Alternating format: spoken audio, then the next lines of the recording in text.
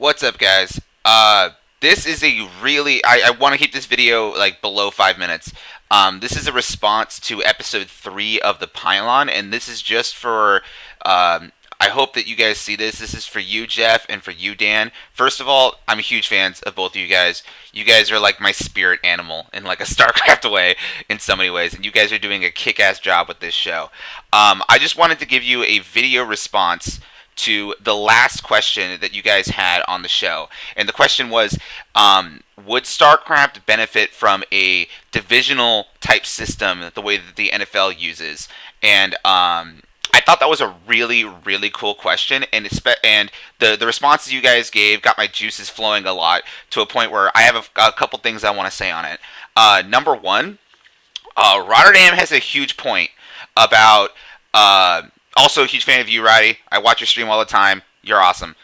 Rotterdam is a good point. There is a big gap in viewership or interesting games that can happen when you've got players of completely different tiers from each other. However, because StarCraft is a one-on-one game, and there is enough variation in the way that you can play it. Bly is a perfect example because Bly is a cheeky player, and he is able to pull off upsets in games that you wouldn't really expect from any other player playing a different play style. Bly was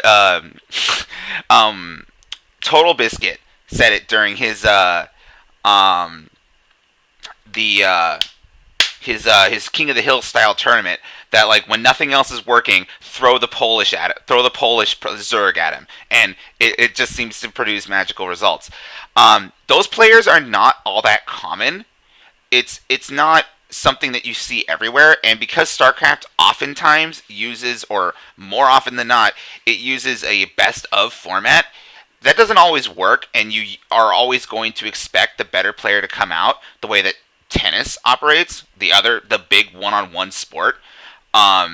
Tennis operates that way, where you can almost always assume that the higher seeded player or the higher tiered player is going to come out on top. But it doesn't always happen.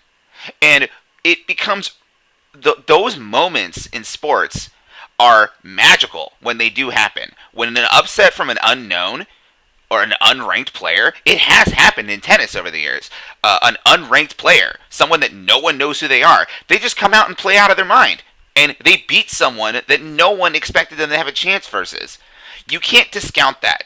You can't just eliminate that possibility by putting in a divisional system. I understand as a viewer and as an avid fan of the game that it's not very common that this happens, but it can happen. And when it does, it transcends the game itself. And I'll give you another real life sport example. There was a period in the NBA, the National Basketball Association, and the NBA is my major like real life sport.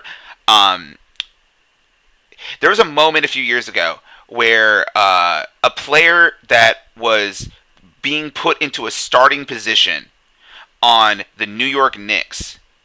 He was an undrafted player. They tapped him because they just had that many injuries that year. And this player comes out, and he just goes on a run. You may have heard of this run. The media dubbed it Linsanity. This Chinese-American player comes out and just dominates for a period of games. And he was riding a wave of hype and confidence that you probably won't see again in this lifetime. But what he did during that period, he was unranked. No one gave him a chance. No one gave him a shot. But he had that opportunity and he took it. We had a player just this year. His name is Andre Ingram. He plays for the Los Angeles Lakers, my team. Again, G League player, which in this case would be the third tier Europeans. He comes from the G League. He gets a starting spot because we needed him because of how hurt the team was. And he comes out and puts up an outstanding performance.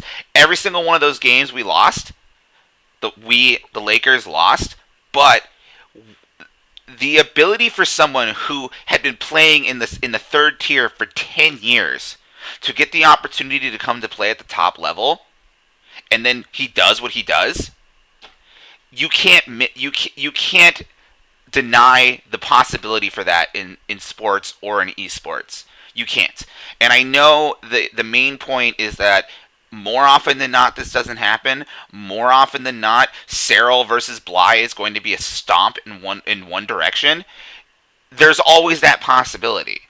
And if we want to foster a a scene that or a game that is intriguing to people, we want to foster that fantasy that someone that's reading the chat or that someone that's playing the game for the first time, they can dream that one day I can be Grandmaster and I can beat this guy.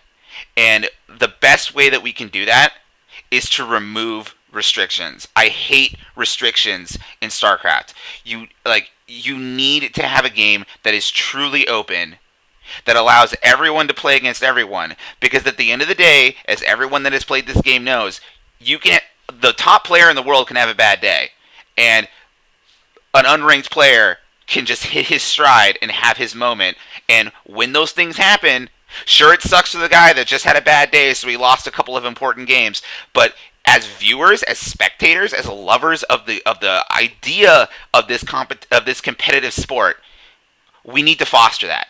We have to. It is necessary. It is absolutely essential to this game that we foster the competition, the competitive fantasy, as much as we possibly can. So I'm really happy that question was asked on your show. I thought you guys answered it, but as another fan, as someone that has been playing and loving this game as long as you guys have, there is a right answer to this question, and that answer is divisions. As far as the major competitive element, WCS, GSL, the big tournaments, it's not a good idea. It's not. It might work for some tournaments. Like, you could probably pull it off for some side tournaments here and there, just to foster the idea and kind of get it going.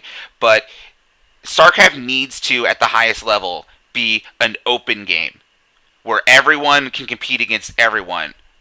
Because if you don't have that, StarCraft loses the one thing that makes it separate from every other game out there, and that is, this game is pure competition, and that if you're good at it, you can do anything, and the only thing limiting your ability to be good at this game is you. StarCraft's special that way, and I know you guys know that already, but it's important that you hear it from a fan who shares that same feeling. That's my rant. I'll talk to you guys later.